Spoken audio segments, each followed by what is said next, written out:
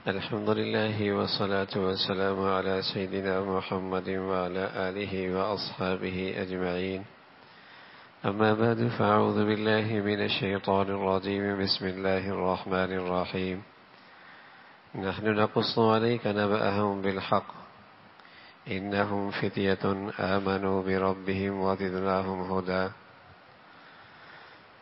ہم تمہارے سامنے ان کا واقعہ ٹھیک ٹھیک بیان کرتے ہیں.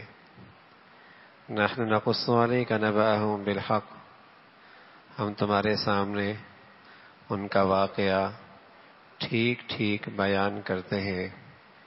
انہم فتیۃ آمنوا بربہم، یہ کچھ نوجوان تھے جو اپنے پروردگار پر ایمان لائے تھے. انہم فتیۃ، یہ کچھ نوجوان تھے آمنوا بربہم، جو اپنے پروردگار پر ایمان لائے تھے. نحن نقص علیک نبأهم بالحق، ہم تمہارے سامنے ان کا واقعہ ٹھیک ٹھیک بیان کرتے ہیں. انہم فتیۃ آمنوا بربہم، یہ کچھ نوجوان تھے جو اپنے پروردگار پر ایمان لائے تھے. وَزِدْنَاهُمْ هُدًى، ہم نے ان کو ہدایت میں خوب ترقی دی تھی. ایمان لے آئے، پھر ہم نے ان کی ہدایت میں خوب ترقی دی. وَزِدْنَاهُمْ هُدًى وَرَبَطْنَا عَلَى قُلُوبِهِمْ، اور ہم نے ان کے دل خوب مضبوط کر دیے تھے. وَرَبَطْنَا عَلَى قُلُوبِهِمْ، اور ہم نے ان کے دل خوب مضبوط کر دیے تھے. اِذْ قَامُوا فَقَالُوا رَبُّنَا رَبُّ السَّمَاوَاتِ وَالْأَرْضِ، یہ اس وقت کا ذکر ہے جب وہ اٹھے اور انہوں نے کہا کہ ہمارا پروردگار وہ ہے جو آسمانوں اور زمینوں کا مالک ہے. نوجوان تھے، ایمان لے آئے، اللہ نے ان کی ہدایت میں خوب ترقی نصیب فرمائی. ان کے دلوں کو اللہ نے خوب قوت اور طاقت بخشی. اور ان کا اعلان تھا کہ ہمارا پروردگار وہ ہے جو زمین و آسمان کا مالک ہے. ربنا رب السماوات والارض لن ندعو من دونه الہا، اور ہم اس کے سوا کسی کو معبود بنا کر ہرگز نہیں پکاریں گے. اس کے سوا ہم کسی کو معبود بنا کر ہرگز نہیں پکاریں گے. اذا لقد قلنا اذا شططا، اگر ہم ایسا کریں گے تو ہم یقیناً انتہائی لغویات کہیں گے. یہ چند نوجوان تھے. قرآن زندہ کتاب ہے اور اپنے اندر زندگی رکھتا ہے، اور ایک توانا زندگی اپنے اندر رکھتا ہے. اور قرآن کا حسن یہ ہے کہ جب قرآن کو پڑھا جائے تو ساتھ ساتھ اپنا جائزہ بھی لیا جائے کہ ہمیں اس وقت قرآن کیا دکھا رہا ہے. اپنے دائیں بائیں اپنا معاشرہ، اپنی سوسائٹی، اس کا بھی تصور رکھیں. قرآن کا سبق بھی پڑھیں کہ قرآن آج کے معاشرے اور سوسائٹی کے لیے ہماری کیا رہنمائی کر رہا ہے، کن کمزوریوں کی نشاندہی کر رہا ہے، اور اس سے نکلنے کی کیا راہ بتا رہا ہے، اور کن خوبیوں کی طرف متوجہ کر رہا ہے، اور اس پہ چلنے کے لیے کیا طریقہ کار بتا رہا ہے. قرآن پڑھنے میں یہ مزہ ہے. قرآن کے پڑھنے میں یہ سبق لیتے رہیں تو پھر قرآن یوں لگے گا جیسے قرآن ابھی اتر رہا ہے اور آج ہی کے لیے اترا ہے. یہ قرآن کا حسن ہے. پہلے قرآن پڑھنے والے یوں پڑھتے کہ میرا ذکر قرآن میں کہاں ہے. ایک بزرگ تھے، مفسر قرآن تھے، محدث بھی تھے، مورخ بھی تھے، اور سبحان اللہ ایک دن قرآن پڑھ رہے اور پڑھتے پڑھتے قرآن کی اس آیت پہ پہنچے، لقد انزلنا الیکم کتابا فیہ ذکرکم، ہم نے یہ قرآن، یہ کتاب اتاری ہے، اس میں بھائی تمہارا بھی ذکر ہے، قرآن میں تمہارا بھی ذکر ہے.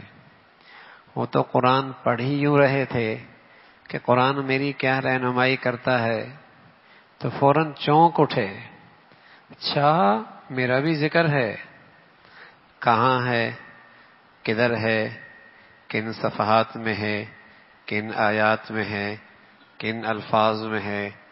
صفحات پلٹنے لگے، اپنی تصویر دیکھنے لگے تو کچھ لوگ قرآن کے صفحات میں نظر آئے، کچھ لوگ نظر آئے.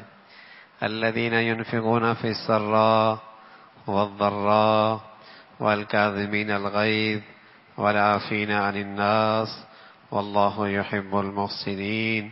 کچھ لوگ ہیں جو ہر حال میں اللہ کے لیے خرچ کرتے ہیں، خوشحالی ہو یا تنگی ہو، تھوڑا ہو یا زیادہ ہو، یہ ہر حال میں خرچ کرتے ہیں.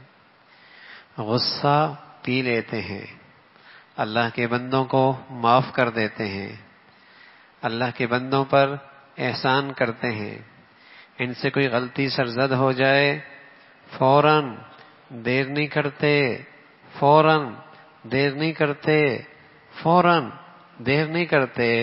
فوراً اپنی غلطی کا ازالہ توبہ کے ذریعے استغفار کر لیتے ہیں. اپنے کیے کو صحیح نہیں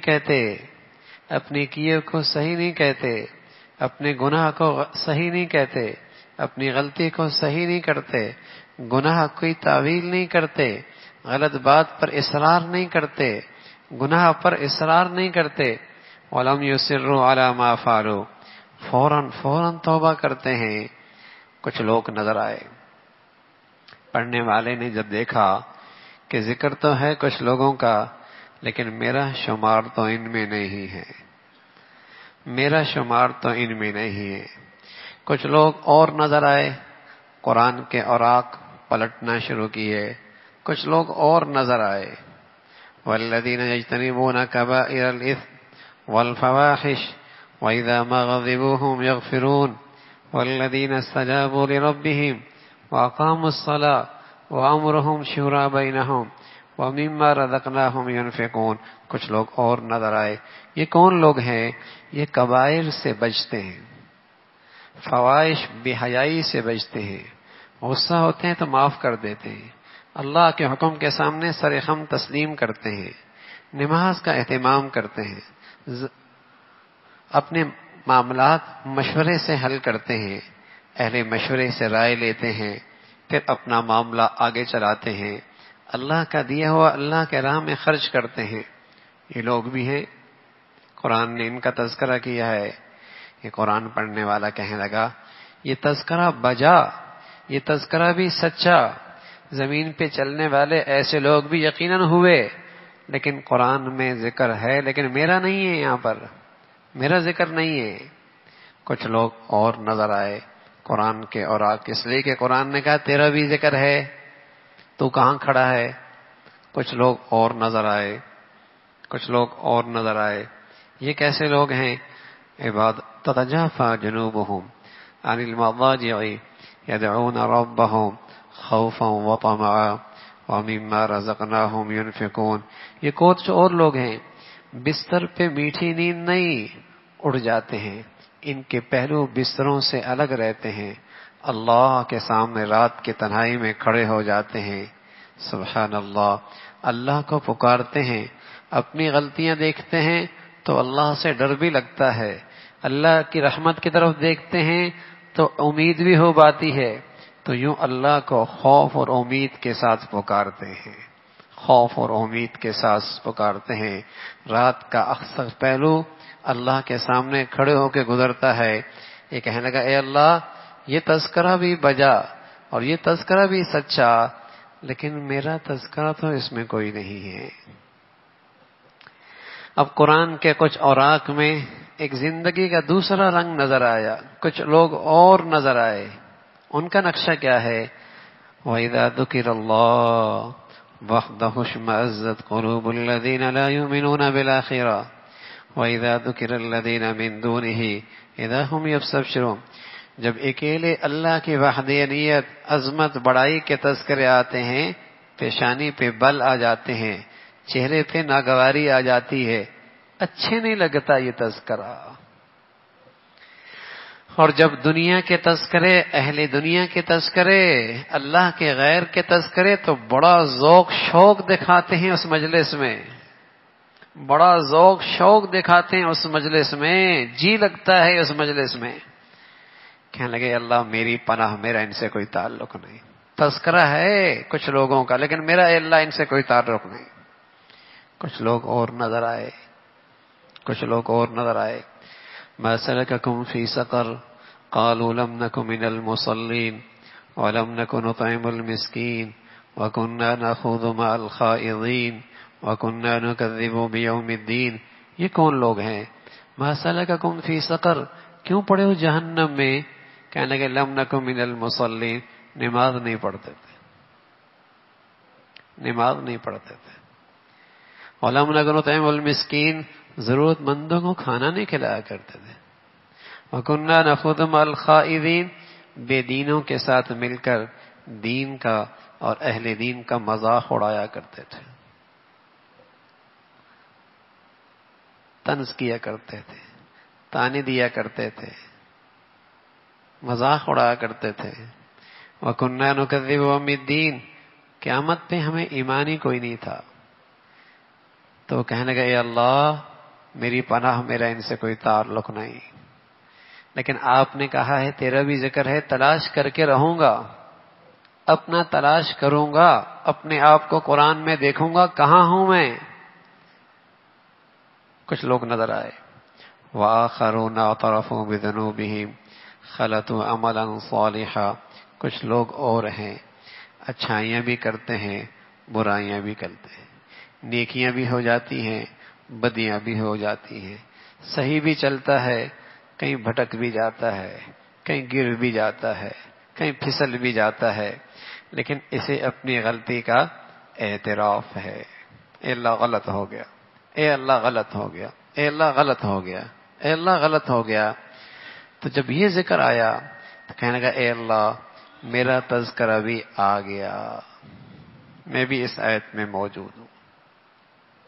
تو میرے عزیزو، قرآن یوں پڑھو، قرآن یوں سنو، قرآن یوں دیکھو، میری زندگی کہاں ہے، میرا گھر کہاں ہے، میری صبح شام کہاں ہے، میرے دائیں بائیں کا ماحول کہاں ہے، اور قرآن کن کمزوریوں کی طرف توجہ دلا رہا ہے، نکلنے کا کیا راستہ بتا رہا ہے، اور کس کامیابی کی نشاندہی کر رہا ہے، اور اس کو پا لینے کا راستہ کیا بتا رہا ہے۔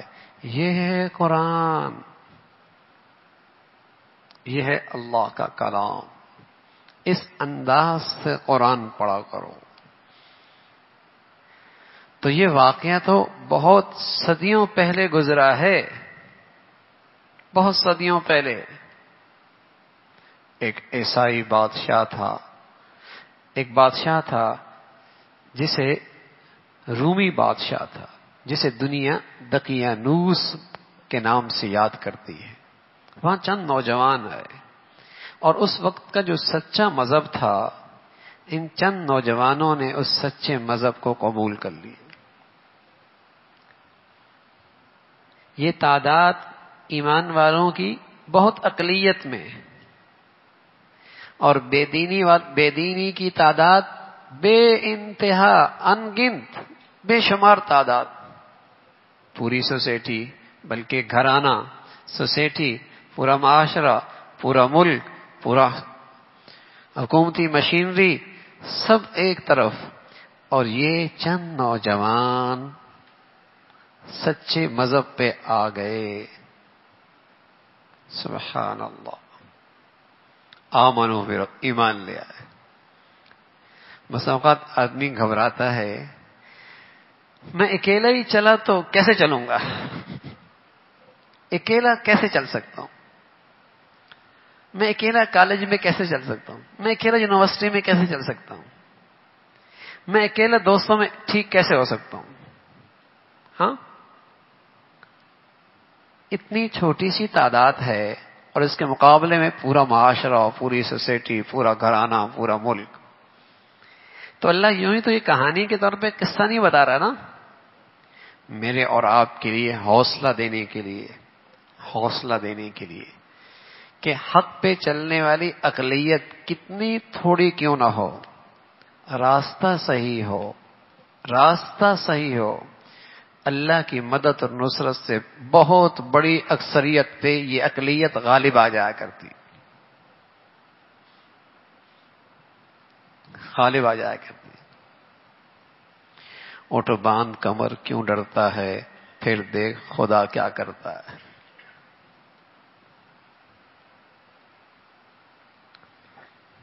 ہمت سے کام لے، حوصلے سے کام لے، میدان میں آ، اللہ کا بن کے دکھا، پھر اللہ اپنی قدرت تیرے ساتھ کر دے گا، پھر اللہ اپنی قدرت اب تیرے ساتھ کر دے گا، پھر اللہ اپنی قدرت تیرے ساتھ کر دے گا.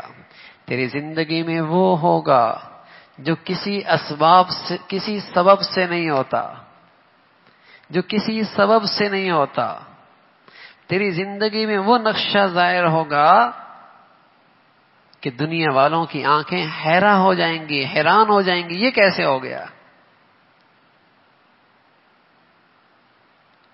اللہ کی قدرت تیرے ساتھ ہو جائے گی، اللہ کی قدرت تیرے ساتھ ہو جائے گی. حضرت عبداللہ ابن عباس رضی اللہ تعالیٰ عنہما اللہ کے پیارے نبی کے چچا کے بیٹے تھے، عباس، عبداللہ، اور بڑے خوش نصیب تھے. سب سے بڑی خوش نصیبی انہیں یہ تھی کہ اللہ کے نبی کی خدمت کی سعادت اسے ملی تھی. میرے عزیزو، آدمی کو اچھی صحبت مل جائے نا، اور اس اچھی صحبت میں، صحبت جس کی اختیار کر رہا ہے اس کی عظمت بھی اس کے دل میں ہو، احترام بھی دل میں ہو، عظمت بھی دل میں ہو، احترام بھی دل میں ہو، محبت بھی دل میں ہو، اور پھر کسی کو وہ یہ صحبت مل جائے تو یہ اگرچہ عمر میں چھوٹا ہو لیکن اس صحبت کی برکت سے عقل اور دانش کے لحاظ سے بہت بڑا ہو جاتا ہے. عقل اور دانش کے لحاظ سے بہت بڑا ہو جاتا ہے. صحبت ملی، عظمت نہیں ہے، محبت نہیں ہے، اندر قدر نہیں ہے، خالی ہاتھ رہے گا، خالی ہاتھ رہے گا. عبداللہ یہ نوجوان خوش نصیب تھا، اسے اللہ کے نبی کی صحبت ملی، عظمت کے ساتھ ملی، محبت کے ساتھ ملی، قدر کے ساتھ ملی. آپ کی خدمت اپنی سعادت سمجھتے تھے. رات میں جب سحری میں اٹھتے، اللہ کے نبی صلی اللہ علیہ وسلم کے لیے یہ وضو کا پانی لوٹے میں بھر کے لاتے، مسواک نرم کر کے آپ کو پیش کرتے، مسواک نرم کر کے آپ کو پیش کرتے. ایسی ایک خوبصورت صبح تھی، یہ اللہ کے نبی کی خدمت میں یہ سب کچھ پیش کر رہے. آج اللہ کے نبی کہنے لگے، عبداللہ کوئی دعا کروا لو، ہم تمہارے لیے دعا کرتے ہیں، ہم تمہارے لیے دعا کرتے ہیں، ہم تمہارے لیے دعا کرتے ہیں. دو چیزیں ایسی میرے عزیزو، کسی کی خدمت نصیب ہو جائے عظمت کے ساتھ، محبت کے ساتھ، ہاں خدمت نصیب ہو جائے، پھر دعائیں کرانی نہیں پڑتی، دلوں سے پھر دعائیں نکلا کرتی ہیں. پھر دعائیں کرانی نہیں پڑتی، پھر دلوں سے دعائیں نکلا کرتی ہیں. پھر اندر سے دعائیں کرنے کا جی چاہتا ہے، پھر اندر سے دعائیں کرنے کا جی چاہتا ہے. کہنے لگے، عبداللہ بتاؤ نا کیا دعا کریں تمہارے لیے. کہنے لگے، یا رسول اللہ دیکھیے ہیں تو چھوٹے سے، ابھی تو عمر میں پختگی بھی نہیں آئی، لیکن صحبت اچھی ملی، صحبت اچھی ملی. عمر میں چھوٹے ہیں، عقل و دانش بہت بلند ہو گئی. کہنے لگا، یا رسول اللہ اگر آپ سے دعا کرانی ہے تو کوئی بڑی چیز ہی کی دعا کراؤں گا، اور میری نظر میں سب سے بڑی چیز یہ ہے کہ اللہ کے نبی دعا کیجئے اللہ مجھے قرآن کا فہم نصیب فرما دے۔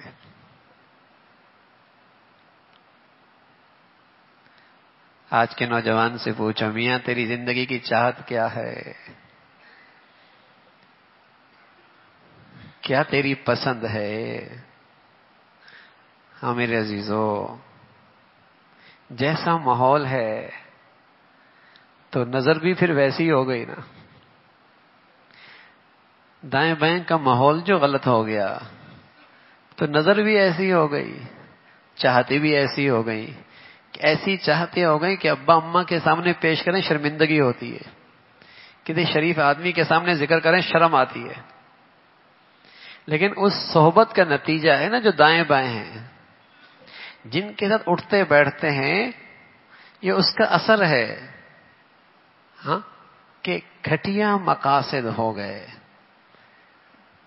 گھٹیا مقاصد ہو گئے، جینے کی منزلیں بہت گھٹیا ہو گئیں، زندگی کے نقشے بڑے گھٹیا ہو گئے، اس کے لیے جی رہا ہے، یہ تیری پسند ہے۔ لیکن چونکہ ماحول اتنا کمزور ہو گیا، انہی کے اندر اپنا بہت کچھ سمجھتا ہے۔ تو اللہ کے نبی کی صحبت تھی، سبحان اللہ، دعائیں مل رہی ہیں۔ تو میں ان کی بات کر رہا ہوں، بات تو میں کچھ اور کرنے لگا تھا، تھوڑا سا میں نے پیچھے تعارف بھی کرا دیا۔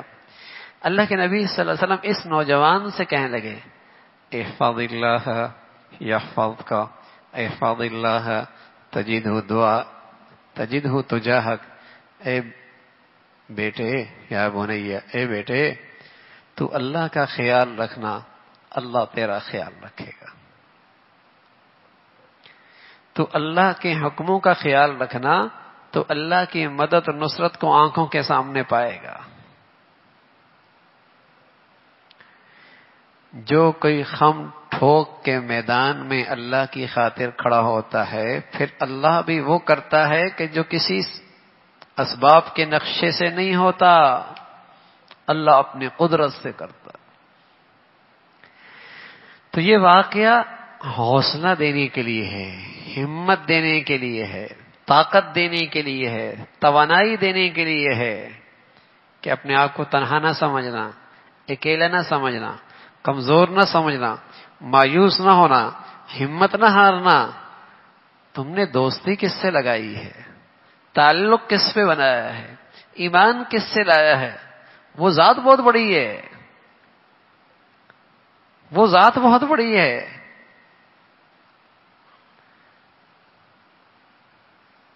دنیا اسباب کے نقشے سے نتیجہ دیکھتی ہے، دنیا اسباب کے نقشوں میں نتیجہ دیکھتی ہے، اسباب کے نقشوں میں نتیجہ اور پھل دیکھتی ہے کہ اسباب ہے تو نتیجہ آئے گا۔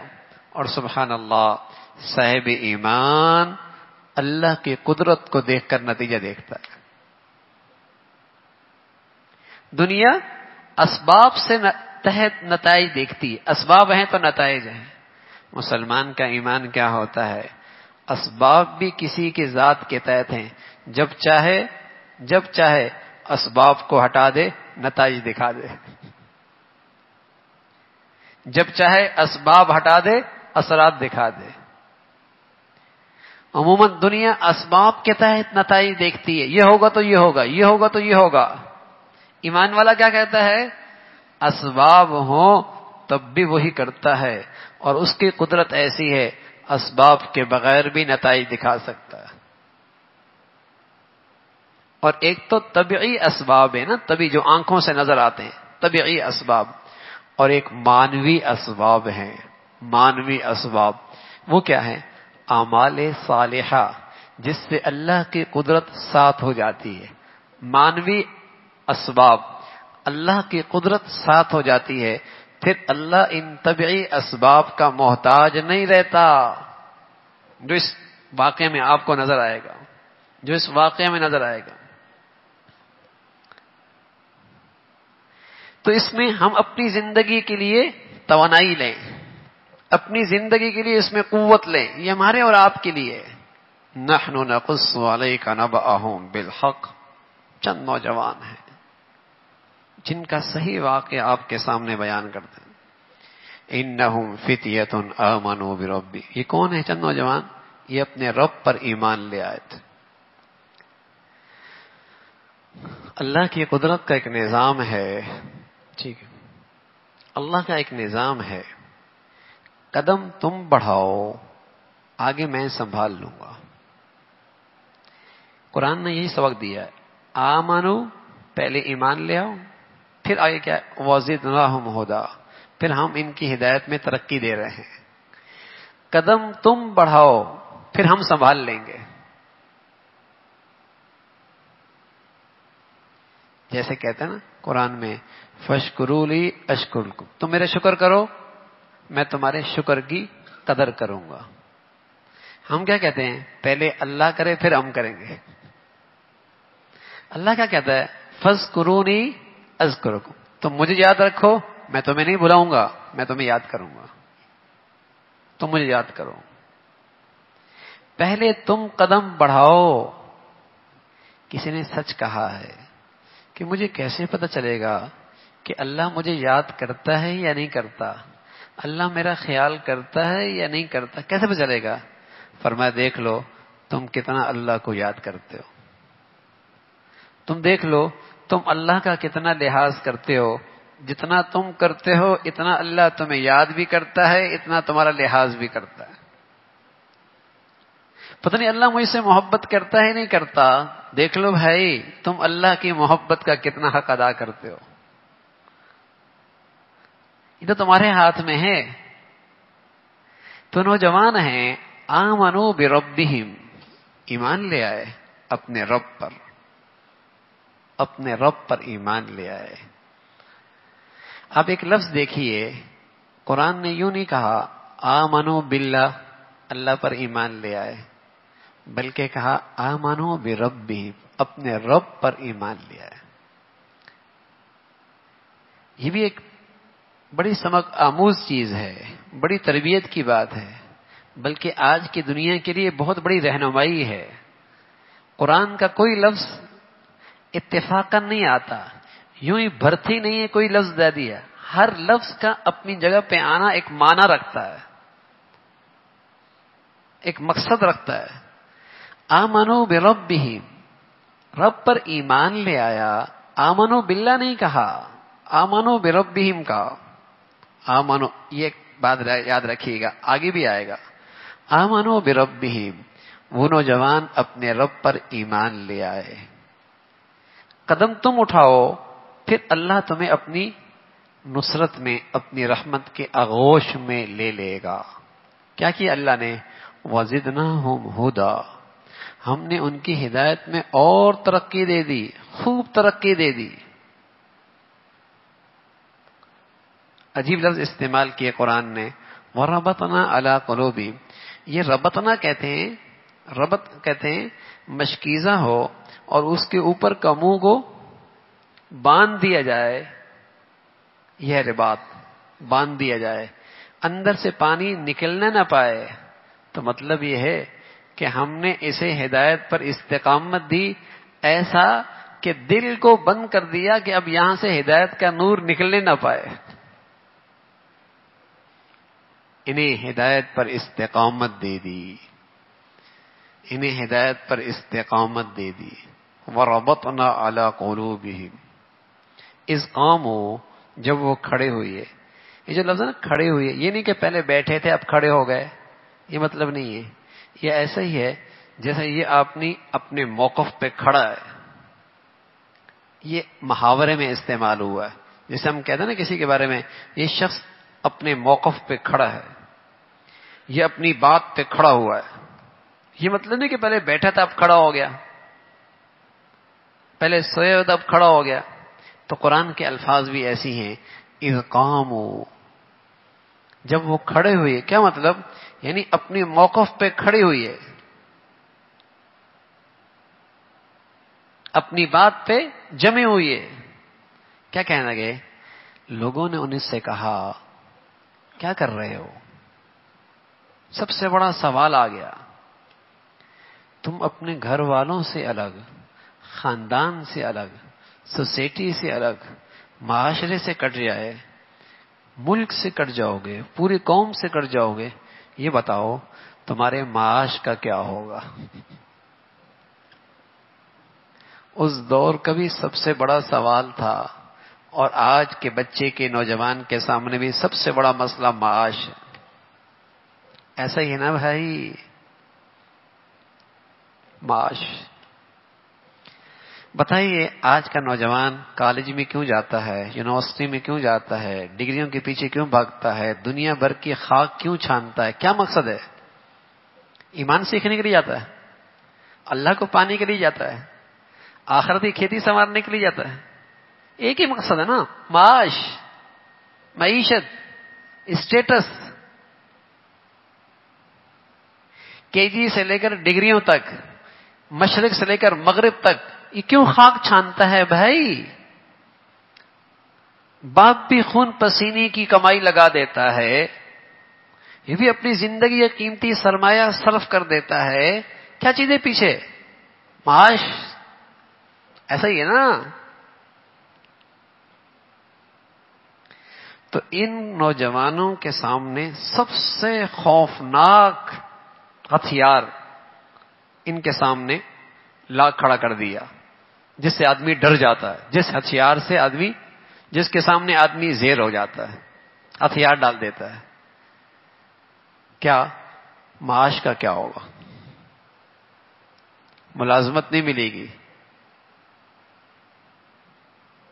جب تم وقت کی حکومت کے خلاف چلو گے، پوری سوسائٹی کے خلاف چلو گے، اس وقت کا بادشاہ اپنے سامنے سجدہ کرایا کرتا تھا، یہ اس سے انکار کر رہا ہے، تو کیا ہوگا تمہارا جینے کا؟ اور پھر عجیب شان ہے، یہ نوجوان اچھے گھرانوں کی اولاد تھی، خوشحال گھرانوں کی، اور ماں باپ اس وقت کے سرکاری عہدوں پر تھے، سرکاری عہدوں پر تھے بڑے، ان کے دائیں بائیں خاندان کے لوگ، کزن وزن، بڑے خاندان، حکومت کے بڑے عہدوں پر تھے۔ تو کچھ بدخواہ بن کے اور کچھ خیرخواہ بن کے، کچھ بدخواہ بن کے اور کچھ خیرخواہ بن کے ایک ہی سبق لے کے آئے، معاش کا کیا ہوگا؟ معاش کا کیا ہوگا؟ سچ بتاؤں، کتنے ہی مسلمانوں کی نئی نسل کا ہدایت، ایمان اس لیے نکل گیا ہے، معاش، معاش۔ رسول اللہ صلی اللہ علیہ وسلم کا آج ہم ایک ارشاد پڑھ رہے تھے، فرمایا کرتے اللہ کے نبی کہ جو اللہ نے تیری ذمہ داری ڈالی ہے، تجھ پہ ذمہ داری ڈالی، اس سے غافل نہ ہونا، اس وجہ سے جس کی ذمہ داری اللہ نے اپنے اوپر لی ہوئی ہے۔ معاش کی ذمہ داری اللہ نے اپنے اوپر لی ہوئی ہے، اس کی تو پیچھے پڑ گیا ہے، اور جو تیری اوپر ذمہ داری ہے اسے تو بھول بیٹھا ہے۔ عجیب ہی بات ہے، یعنی اتنی بڑی نادانی ہے۔ اللہ رزقھا، رزق میرے ذمے ہیں، تمہارے ذمے کیا ہے؟ وما خلقت الجن والانس الا لیعبدون، تو میری بندگی کرو، عبادت، اطاعت، فرما برداری۔ جو اللہ نے ذمے لے لی، میں اس کے پیچھے پڑ گیا، اور جو میری ذمہ داری تھی اس سے غافل ہو گیا۔ کیوں؟ اس لیے غافل ہو گیا کہ آج ذہنیت بنا دی گئی، آج سوچ بنا دی گئی، آج ذہنیت بنا دی گئی، آج سوچ بنا دی گئی کہ اسباب رزق ہوں گے، معاش کے ذرائع ہوں گے تو زندگی گزرے گی، ورنہ زندگی گزارنا ناممکن ہے۔ یہ ذہن بنا دیا گیا، تو ساری زندگی معاش کی اسباب کے گرد گھومتی ہے۔ اور مسلمان کا ایمان کیا ہے؟ معاش اسباب سے بھی ملتا ہے، لیکن وہ اسباب بھی تو رب کے اختیار میں ہیں، جب چاہے اسباب سے رزق دے دے اور چاہے تو اس کے بغیر دے دے، دیتا تو وہ ہے، چاہے تو اسباب سے نتیجہ دے اور چاہے اسباب ہوں اور نتیجہ نہ دے۔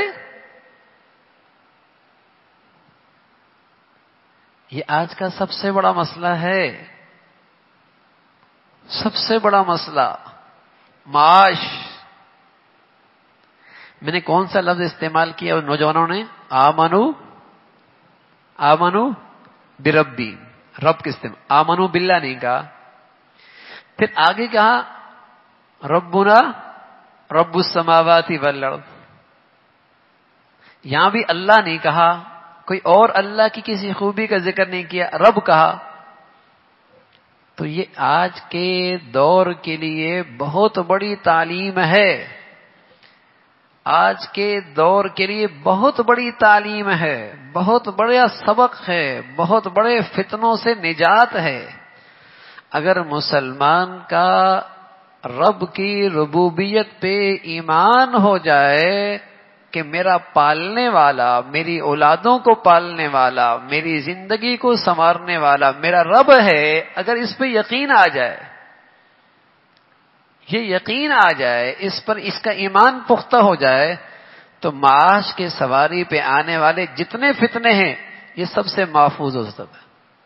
معاش کے راستے سے جتنے فتنے ہیں سب سے بچ سکتا ہے اگر یہ یقین آ جائے کہ پالنے والا رب ہے. اس سے آگے جائیے. جب ہم دنیا میں نہیں آئے تھے اللہ نے ہمیں ایک سبق دیا تھا، الستو بربکم. وہاں بھی رب ہے، تمہیں کون پالتا ہے؟ دنیا میں آنے سے پہلے یہ سبق پڑھایا، الستو بربکم، تمہیں کون پالتا ہے؟ اللہ جانتا ہے نا اس دور میں یہ امت آخری امت ہے، اور اس امت کے آخر میں جو سب سے بڑا فتنہ ہے وہ دجال کا ہے، جو دعویٰ کرے گا انا ربکم الاعلی، میں رب ہوں، پالتا میں ہوں. اور اس سے پہلے جتنی زمین ہے اسی کے لیے سازگار ہو رہی ہے کہ معاش ہے تو زندگی ہے، معیشت نہیں تو زندگی کوئی نہیں. نسلیں خراب ہو رہی ہیں، نئی نسل ایمان ہدایت سے محروم ہو رہی اس معاش کی خاطر. تو یہ سبق پہلے پڑھایا دنیا میں آنے سے پہلے، اور پھر پریکٹیکل کرایا. پریکٹیکل یہ سبق پریکٹیکل یاد کرایا کہ اماں کے پیٹ تھا، آنکھیں نہیں کھلتی تھی، زبان نہیں ہلتی تھی، ہاتھ کو حرکت نہیں دے سکتا تھا، قدم نہیں اٹھا سکتا تھا. اللہ نے وہاں پر بھی اسے کھلایا پلایا، زندگی کا سامان کیا. یہ سبق یاد. تمہیں پالتا کون ہے؟ تمہیں پالتا کون ہے؟ اور پھر دنیا میں آیا، اپنا نفع نقصان نہیں جانتا، اپنا نفع نقصان نہیں جانتا، آنکھ کی طرف بڑھتا ہے، گڑے کی طرف بڑھتا ہے، نفع نقصان نہیں جانتا، لیکن اللہ پھر بھی پالتا ہے. اتنے معصوم شکل میں بھی اسے پالتا ہے. ماں کی چھاتی میں کیا رکھ دیا؟ گھر کی فضا میں ایسی دلوں میں محبت ڈال دی کہ خود بھوکا رہتے ہیں اسے کھلاتے ہیں، خود پیاسے رہتے ہیں اسے پلاتے ہیں. اس کی ضروریات کا یوں انتظام کیا. کون رب ہے؟ ذرا سی قوت بازو کیا آئی، عقل میں روشنی کیا آئی، ہاتھ پکڑنے میں طاقت کیا آئی، پاؤں میں چلنے کی طاقت کیا آئی؟ سمجھتا ہے میں تو خود کماتا ہوں تب پلوں گا، ورنہ کوئی نہیں پال سکتا.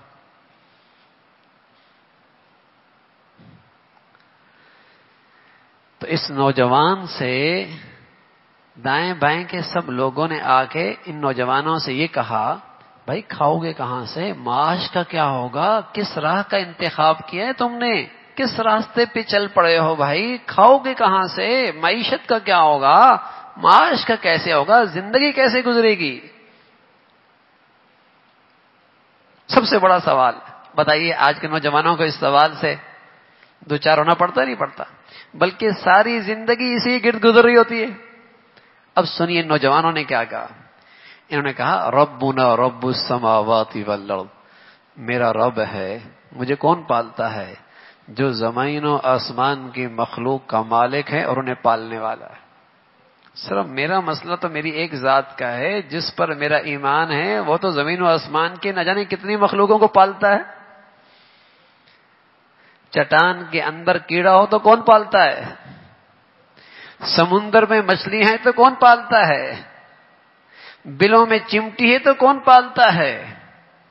پرندہ گھونسلے سے نکلتا ہے، خالی پیٹ ہوتا ہے، شام میں کون سے اس کی فیکٹری، کہاں خزانے اکٹھے ہیں، پیٹ بھر کے واپس آتا ہے؟ لا تحمل رزقها اللہ یرزقها وإیاکم، یہ پرندہ کوئی رزق اٹھا نہیں رکھتا، اڑتا ہے بس اللہ کے سہارے پہ اڑتا ہے۔ اللہ یرزقها وإیاکم، اللہ انہیں بھی روزی دیتا ہے، وہی اللہ تمہیں بھی روزی دے گا۔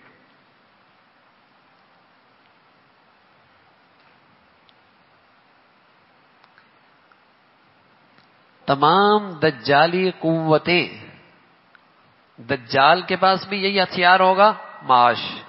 اور آج جتنی دجالی قوتیں ہیں جنہوں نے مسلمان معاشرے پہ نظر جما رکھی ہے، خاص طور پہ مسلمانوں کے نوجوانوں کو وہ اچک کے اپنے ملکوں میں لے کے جا رہے ہیں، اچک کے اپنے اپنے اداروں میں لے کے جا رہے ہیں، اور اپنے ملکوں میں اپنے اداروں میں رکھ کر اپنی ثقافت، اپنی زندگی، اپنا تہذیب، اپنی سوچ، اپنی فکر سب ان میں فیڈ کر رہے ہیں، سب ان میں منتقل کر رہے ہیں۔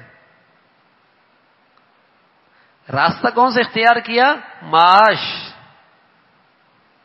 معاش۔ انہوں نے وہی تمام دجالی قوتوں نے آج معیشت کا ہتھیار استعمال کیا ہے، معیشت کا جال استعمال کیا ہے، معیشت کا ہتھیار استعمال کیا ہے، معیشت کا ہتھیار استعمال کیا۔ یہی جال ہے مسلمان نوجوانوں کو شکار کرنے کا۔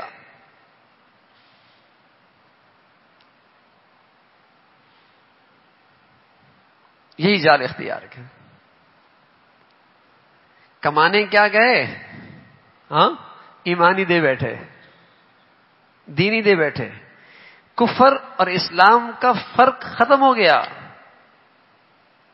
کفر کی گندگی دل سے نکل گئی، اسلام کی عظمت دل سے نکل گئی، شرک کی برائی دل سے نکل گئی، توحید کا نور دل سے نکل گیا، نفاق نے دل میں جڑ پکڑ لی، ایمان کا نور رخصت ہو گیا۔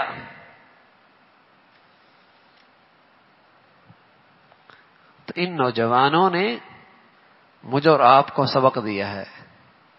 تھوڑی سی اقلیت ہے، چند نوجوان ہیں، 7 نوجوان، 5 نوجوان، کتنے نوجوان؟ اتنی ہی چند نوجوان۔ قرآن نے آگے بتایا 7 تک بتایا ہے، 7 نوجوان، پورا ملک، پوری سوسائٹی، پورا معاشرہ، پورا گھرانہ، پورا خاندان مخالف سمت میں، اور یہ دوسری طرف زندگی کو خطرے میں، جان خطرے میں، زندگی خطرے میں، جان خطرے میں۔ لیکن سبحان اللہ، جس ذات پر ایمان لایا ہے انہیں پتا ہے کہ مارنے والوں سے بچانے والا بہت بڑا ہے۔ ہماری زندگی سے جو لوگ کھیلنا چاہتے ہیں، جو بچانے والا ہے وہ ان سے بہت بڑا ہے۔ یہ ہے اندر کی بہادری، یہ اندر کی طاقت، یہ ہے اندر کی شجاعت، یہ ہے اندر کی ہمت۔ جب یہ یقین آ جائے کہ جس ذات سے تعلق ہے وہ دنیا کی ہر مخلوق سے بہت بڑا ہے، اس کی طاقت بہت بڑی ہے، جب وہ بچانے پہ آئے تو کون پکڑ سکتا ہے؟ ہاں، جب اس کی مدد اور نصرت ہی ہٹ جائے پھر بچا کون سکتا ہے؟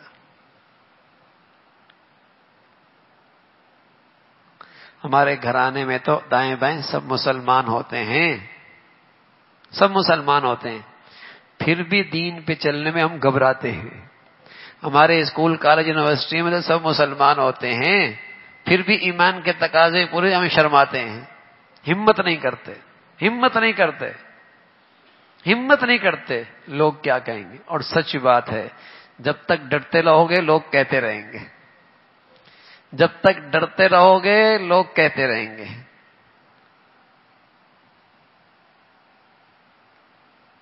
اذ قالوا ربنا رب السماوات والارض، کہنے لگے ہمارا رب، کہاں سے کھائیں گے؟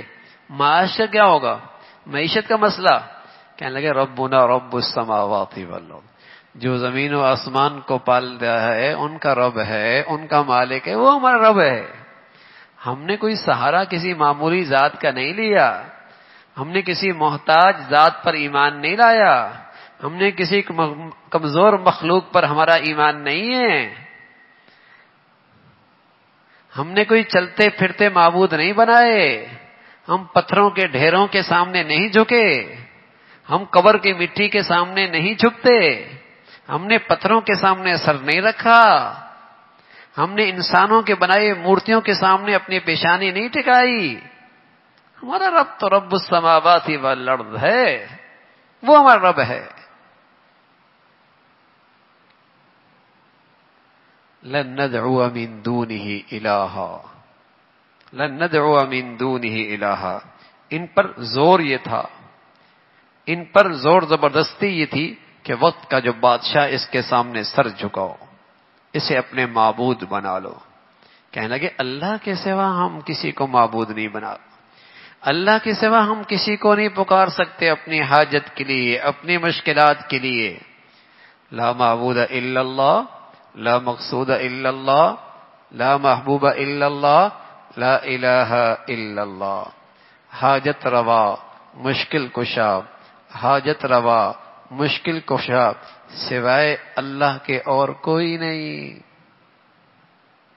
حاجت روا، مشکل کشا سوائے اللہ کے اور کوئی نہیں. لا معبود الا اللہ. میری پیشانی کسی کے سامنے نہیں جھک سکتی. مسلمان کی پیشانی بڑی مقدس ہے، بڑی قابل احترام ہے. اللہ نے اسے اجازت نہیں دی کہ میرے در کے سوا کہیں اور جھکے. اللہ نے اجازت نہیں دی. مسلمان ایمان والے کی پیشانی بڑی باعظمت ہے، اجازت نہیں ہے اس کے در کے سوا کہیں اور جھکے. حضور علیہ الصلوۃ والسلام کی خدمت میں چند مسلمان نئے آئے. کہنے لگے یا رسول اللہ، قبائل سے ہوتے ہوئے آ رہے ہیں، عجیب منظر دیکھا ہے، لوگ اپنے سرداروں کے سامنے تعظیمی سجدہ بجا لاتے ہیں. لوگ اپنے سرداروں کے سامنے تعظیمی سجدہ بجا لاتے ہیں. ہمارا جی چاہتا ہے ہم بھی آپ کے سامنے تعظیمی سجدہ بجا لائیں. عبادت کا سجدہ حضرت آدم سے لے کر محمد الرسول اللہ تک ساری شریعتوں میں حرام ہے، شرک ہے، شرک.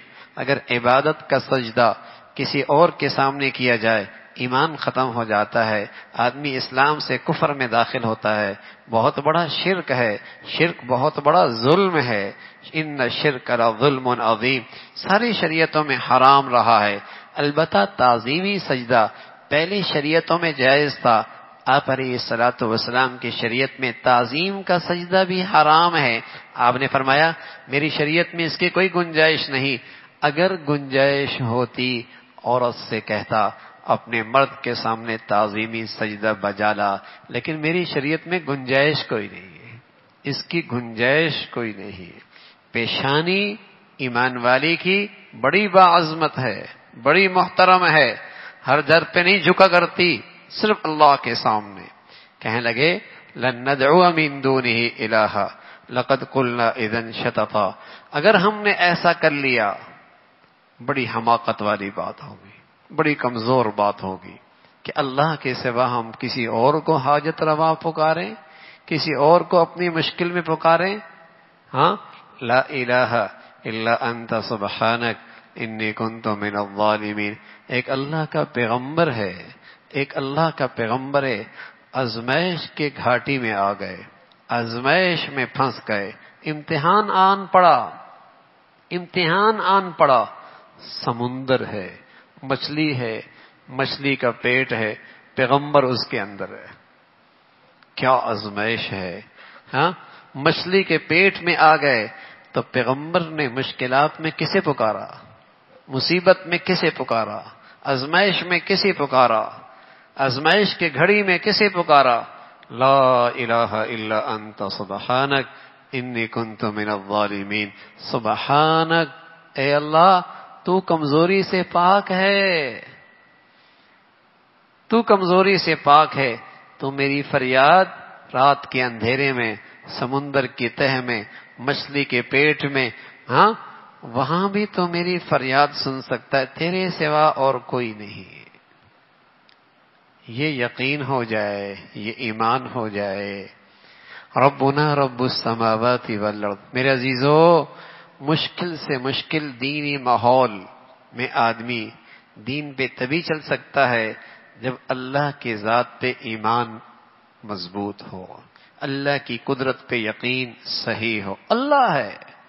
اسباب سے بالا تر ایک اور نظام ہے جسے غیب کا نظام کہتے ہیں، جسے اللہ کی قدرت کا نظام کہتے ہیں، جسے اللہ کی قدرت کا نظام کہتے ہیں. ایک اور نظام ہے، وہ اللہ پھر اسباب سے بالا تر ہو کر اس کے لیے اپنی قدرت کا نظام چلاتا ہے. رب السماوات والارض لن ندعو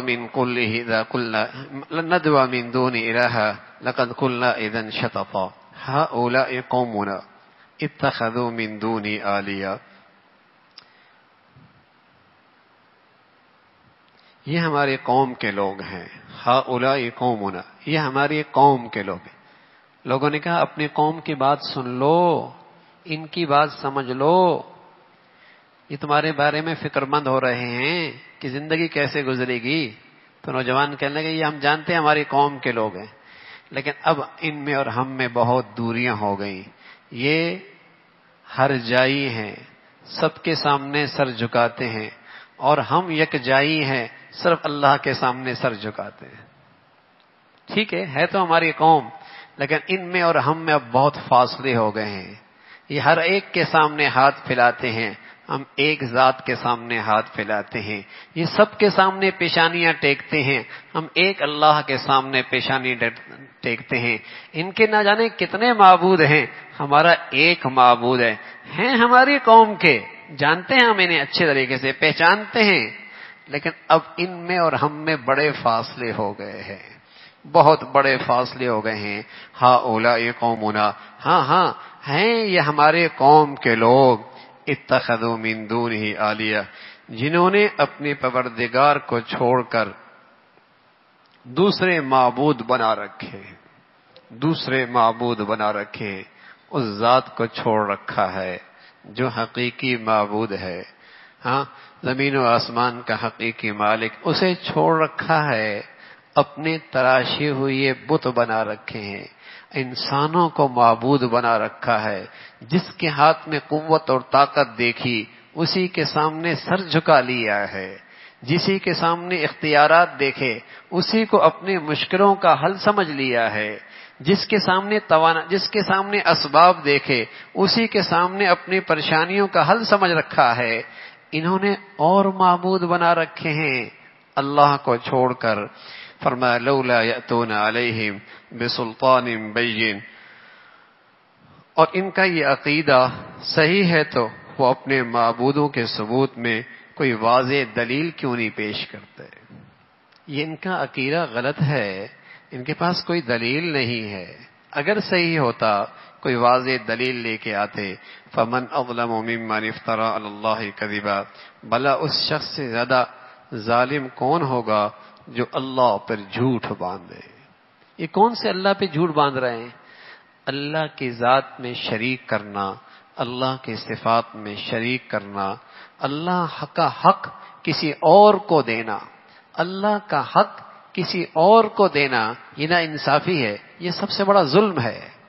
اگر عورت اپنے شوہر کا حق کسی اور کو دے دے کتنی بڑی ظالم ہوگی. ہاں، جو بیوی اپنے شوہر کا حق کسی اور کو دے دے، کوئی اور وہ حق محبت کا، تعلق کا، وہ حق شوہر کے بجائے کسی اور کو دے دے، بتاؤ غیرت مند مرد اسے اس عورت کی کوئی خوبی اچھی لگے گی؟ کوئی خوبی اچھی لگے گی؟ رسول اللہ صلی اللہ علیہ وسلم فرمایا کرتے تھے میں بڑا غیرت مند ہوں، واللہ اغیر منی، لیکن اللہ مجھ سے زیادہ غیرت مند ہے. اپنا یہ حق توحید کا، یہ اللہ رب العزت اس معاملے میں بڑا غیور ہے. جو اللہ کا یہ حق ضائع کرتا ہے، اللہ کے حق میں کسی اور کو شریک ٹھہراتا ہے، اللہ کی پھر غیرت ہے، سب کی بخشش کر دیتا ہے لیکن مشرک کی بخشش نہیں فرماتا، مشرک کی بخشش نہیں فرماتا.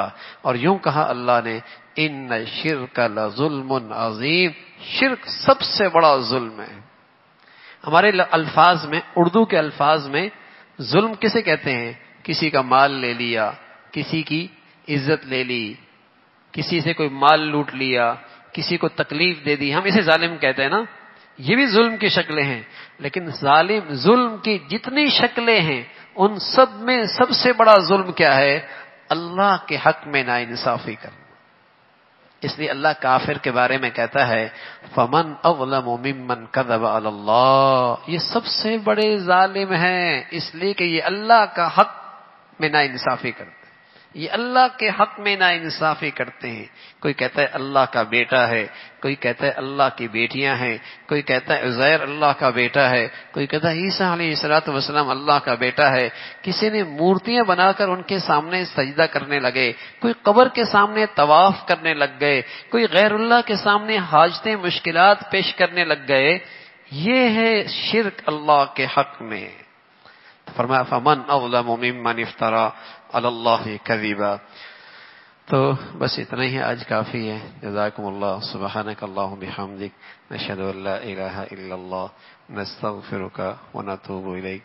تھوڑا تھوڑا سبق پڑھاتے ہیں تاکہ سبق بھی یاد رہے اور ساتھ ساتھ یہ الفاظ بھی آپ کو یاد رہیں. ہاں ہمارا وعدہ ہوا ہے، ہاتھ کھڑے کیے آپ نے، انشاءاللہ سورہ کہف یاد بھی کرنی ہے. ہاں یاد بھی کرنی ہے اور جمعے میں پڑھنے کا اہتمام بھی کرنا ہے. سبحان اللہ. جمعے کو پڑھیے، اس کی تلاوت کیجیے اور اس کے مضمون پہ دل و جان سے ایمان لائیے. جتنی دجالی فتنے آج اللہ آپ کو سب سے محفوظ فرما دیں گے. ہاں سب سے بڑا فتنہ ہے آج یہ معاش کا، معیشت کا، ہاں مادیت کا، کہ سارا سب سے بڑا خدا آج مادہ بنا ہوا ہے کہ مادیت کے بغیر زندگی نہیں گزر سکتی، اس کے بغیر زندگی ہو کیسے سکتی. اور یہ اس قدر رچ بس گیا ہے کہ ساری زندگی کی توانائیاں اور ساری زندگی کی صلاحیتیں اور ساری زندگی کا پڑھنا سیکھنا اسی کے گرد گھومتا ہے کہ مادیت زیادہ سے زیادہ زندگی میں جمع ہو جائے. اور سبحان اللہ، مسلمان کا تو ایمان ہے مادیت بھی اللہ کے حکموں کا محتاج ہے. اللہ کو ساتھ لے لو، اللہ کو راضی کر لو، اللہ کو منا لو، اللہ کو منا لو، زندگی سنور جائے گی، زندگی سنور جائے گی. تو اللہ رب العزت بھائی اس مضمون کا اور اس صورت کا جو مقصد ہے وہ بھی ہمیں نصیب فرما دے. سبحانک اللہم بحمدک، نشہد ان لا الہ الا اللہ، نستغفرک ونتوب الیک.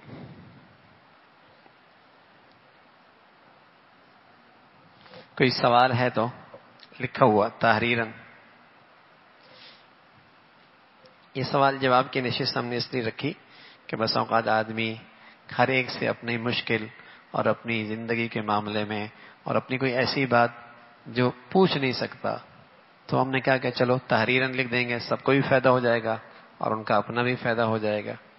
تو اس سے یہ ہے کہ بہت ساری چیزیں سامنے آ جاتی ہیں اور آسانی ہو جاتی ہے.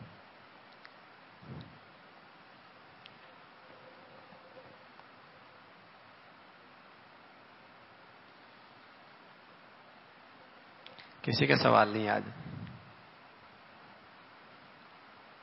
شاید لکھنا بھول گئے. اچھا لکھ رہے.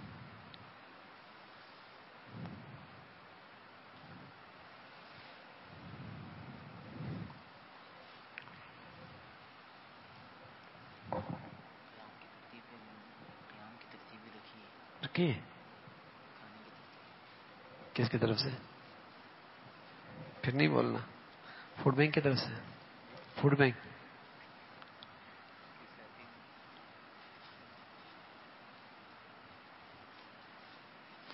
فرمایا کہ بھائی میرے ہر عمل میں ریاکاری آ جاتی ہے، میں اس سے بچنے کی کوشش کرتا ہوں مگر پھر بھی مجھے ایسا لگتا ہے کہ ریاکاری ہو گئی. یہ فکر مبارک ہے بھائی، یہ فکر مبارک ہے. اور مسلمان کی شان یہی ہے کہ اپنے عمل پر اعتماد نہیں کرتا، ہمیشہ اپنی رحمت، اللہ کی رحمت سے امید رکھتا ہے. ٹھیک ہے نا؟ یہ فکر مبارک ہے. بس یہ کر لیا کریں کہ عمل سے پہلے یہ نیت کر لیں اے اللہ اپنی رضا کے لیے کرنے کی توفیق نصیب فرما. بس یہ کافی ہے. پھر اگر ریاکاری کے خیالات آتے رہیں تو انشاءاللہ آپ کے عمل میں کوئی فرق نہیں آئے گا. عمل سے پہلے اپنی نیت کا دھیان کر لیا کریں، بس اتنا کافی ہے. پھر اگر خیال آتا رہے تو کوئی حرج نہیں. ریاکاری.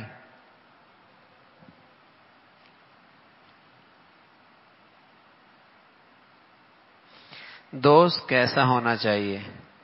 دوست ایسا ہونا چاہیے جس کے پاس آپ رہیں تو آپ کی دینی زندگی میں ترقی ہو جائے، یا کم از کم اتنا ہو کہ جب تک آپ اس کے ساتھ رہیں آپ کو گناہ کرنے سے حیا آتی ہو. کم از کم ایسا دوست ہو کہ جس کے ساتھ رہنے سے گناہ کرنے سے آپ کو شرم آتی ہو، حیا آتی ہو. اتنا تو درجے کا تو دوست ہو نا، ورنہ اصل یہ ہے کہ اس کے ساتھ رہنے سے آپ کی دینی زندگی میں ترقی ہو. آخری درجہ یہ ہے کہ اس کے ساتھ رہنے ہوئے گناہ کرنے سے حیا آتی ہو.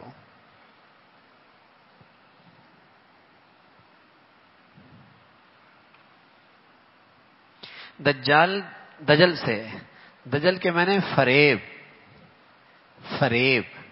ہاں کہ مطلب یہ ہوتا ہے کہ حقیقت کچھ ہے، دکھایا کچھ جاتا ہے. جیسے مثال کے طور پہ آج کے دجالی نظام بہت ساری چیزیں ہیں. انسانی حقوق کی بات کرنے والے کون لوگ ہیں دنیا میں؟ مغرب اپنے آپ کو اس کا علمبردار دار سمجھتا ہے، لیکن وہاں بوڑھے کو اولڈ ایج ہوم میں پھینکا ہوا ہے. ہر دوسری عورت کو طلاق ہوتی ہے، ٹھیک ہے نا.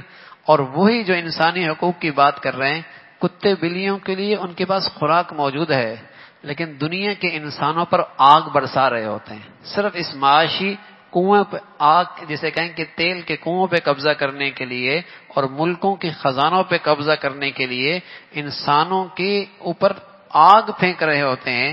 اور علمبردار کس کے ہیں؟ انسانی حقوق کے. تو الفاظ کچھ ہیں، حقیقت کچھ ہے.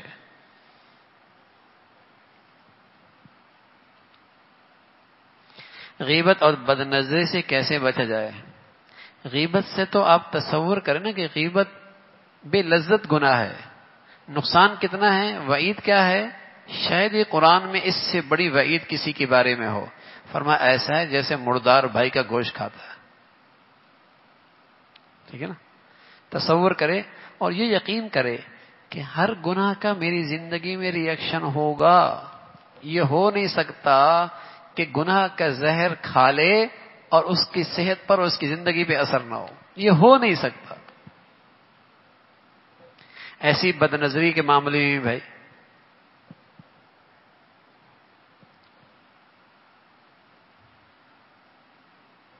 عصر کی نماز قضا ہو گئی، مغرب کی جماعت ہو رہی ہے، پہلے کس نماز کو ادا کریں؟ اگر اس کی زندگی میں 5 نمازیں قضا نہیں ہوئی کبھی بھی، 5 نمازیں، تو شریعت کہتے ہیں یہ صاحب ترتیب ہے. تو ایسا شخص پہلے عصر پڑھے گا پھر مغرب پڑھے گا، اگرچہ مغرب کی نماز کھڑی ہے.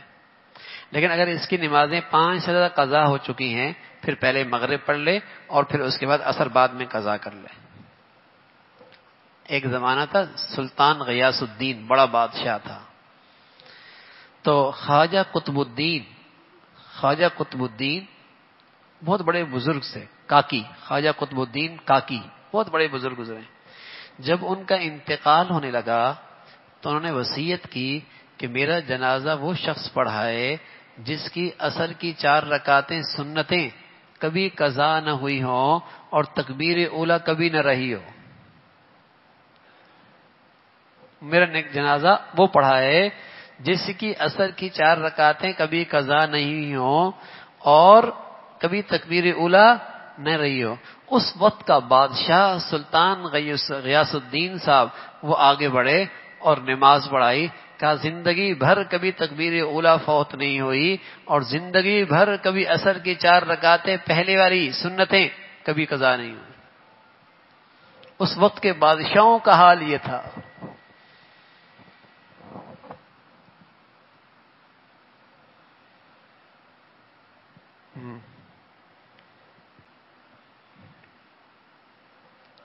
مقروض آدمی کے لیے وظیفہ تقوی اللہ کا وعدہ ہے اور اللہ کا وعدہ سچا ہوتا ہے. وَمَن يَتَّقِ اللَّهَ يَجْعَل لَّهُ مَخْرَجًا، جو گناہوں سے بچتا ہے اللہ اس کے لیے راستہ نکالتا ہے. وَيَرْزُقْهُ مِنْ حَيْثُ لَا يَحْتَسِبُ، اور روزی وہاں سے دیتا ہے کہ اس کے وہم و گمان کے اندر بھی نہیں ہوتی.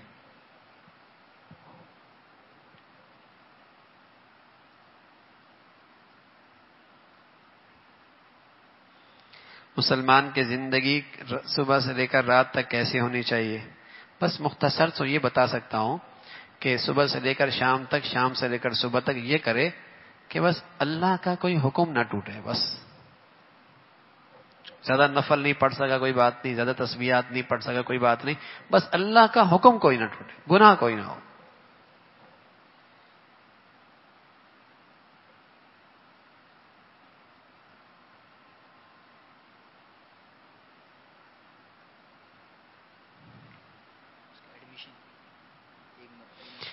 اچھا، ایک دوست کا تعلق دیندار گھرانے سے، لیکن اب اس کا ایسی جگہ تعلیمی سلسلہ شروع ہو رہا ہے جہاں مخلوط ماحول ہے، بڑا پریشان ہے. آخری درجہ بھائی اس بچے کے لیے یہ ہے کہ اس کے بالمقابل جیسے وہ برا ماحول ہے تو کچھ وقت ضرور کسی اچھے ماحول میں اپنے آپ کو جوڑ لے. کم از کم آخری درجہ یہ ہے کہ اس کے مقابلے میں کسی اچھے ماحول میں 1 گھنٹہ، 1.5 گھنٹہ، 2 گھنٹے اپنے آپ کو ضرور جوڑے، تاکہ وہ توانائی ایسی ہو کہ وہاں اپنا دامن گندگیوں سے بچا سکے. اگر یہ نہیں کرے گا تو پھر خطرہ ہی خطرہ ہے. یہ آخری درجہ ہے.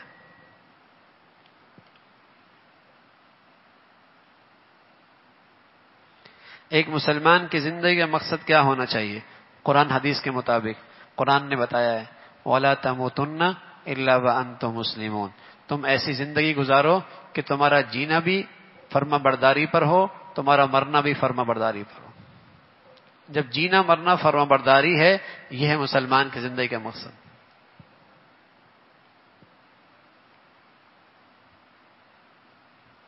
اگر معاش کی ذمہ داری اللہ نے لی ہوئی ہے تو اتنے غریب غربا کیوں ہوتے ہیں؟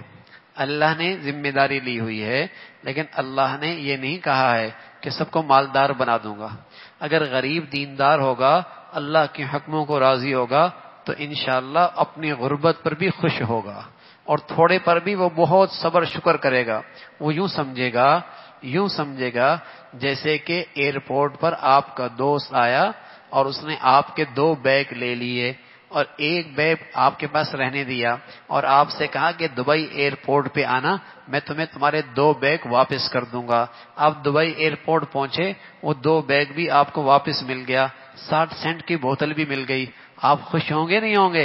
یار کتنا اچھا دوست ہے، راستے کی ساری مشقت ختم کر دی. ایسی اللہ رب العزت اگر دنیا کے اسٹاف سے کچھ لے لیتا ہے اور آخرت کے اسٹاف میں سب کچھ واپس کر دیتا ہے تو اللہ کا تو شکر گزار ہونا چاہیے. ہاں، وہی غریب پریشان ہوگا جیسے امیر پریشان ہوتا ہے. وہی غریب پریشان ہوگا جیسے امیر پریشان ہوتا ہے جس کی زندگی میں اللہ کا حکم نہیں ہوتا، جس کے گھر میں اللہ کا حکم زندہ نہیں ہوتا. اور اللہ کا حکم زندہ ہوگا تو غریب بھی مطمئن ہوگا، امیر بھی مطمئن ہوگا.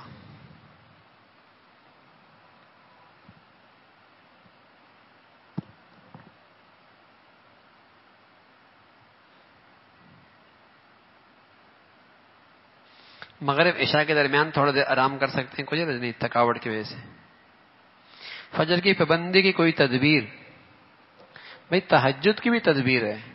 اگر دن بھر آپ اپنے اختیار سے کوئی گناہ نہ کریں تو اللہ خود آپ کو تہجد میں اٹھائے گا. ہاں ٹھیک ہے نا. دیکھو اگر آپ کے اوپر ہاتھی گر جائے تو اس کے نیچے سے اٹھنا آسان ہے؟ نہیں اٹھ سکتے نا، ہاتھی اوپر گر جائے. اسی طرح آپ کے روح پر جب گناہوں کا بوجھ آ جاتا ہے تو آپ کے لیے پھر اللہ کے حکم پورا کرنے کے لیے اٹھنا آسان نہیں ہوتا. جسم پہ بوجھ گر جائے سے نیچے سے نکلنا مشکل ہوتا ہے، روح پر گناہ کا بوجھ ہو جائے تو پھر بھی فجر میں اٹھنا مشکل ہو جاتا ہے.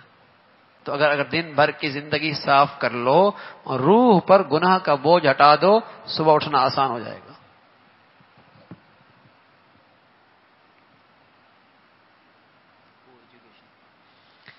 کو ایجوکیشن میں پڑھنا جائز ہے یا ناجائز ہے؟ بھائی یہ انفرادی سوال کر لو. اگر میں کہہ دوں جائز نہیں ہے تو اماں ابا تمہارے خلاف ہو جائیں اور تم پھر کوسنے لگ جاؤ ہمیں.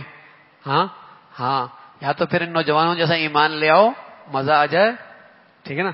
پھر بتاؤں تو میں نے تو آخری درجہ بتایا ہے کہ اگر اس مصیبت سے بچنے کی کوئی شکل نہیں ہے، کوئی صورت نہیں ہے اس مصیبت سے نکلنے کی، تو آخری صورت یہ ہے کہ وہاں 4-5 گھنٹے دے رہے ہو، 2 گھنٹے اچھے ماحول کو بھی دو۔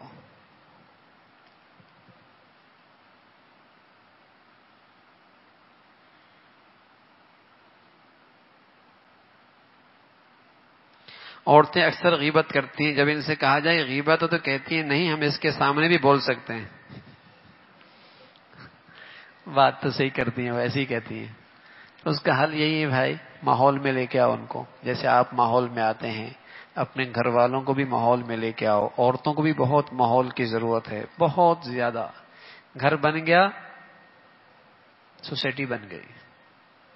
گھر بن گیا، آپ کی اولادیں بن گئی۔ گھر بن گیا، آپ کا دین محفوظ ہو گیا۔ بہت ضرورت ہے۔ سبحانک اللہم بحمدک، نشہد ان لا الہ الا اللہ، نستغفرک ونتوب الیک۔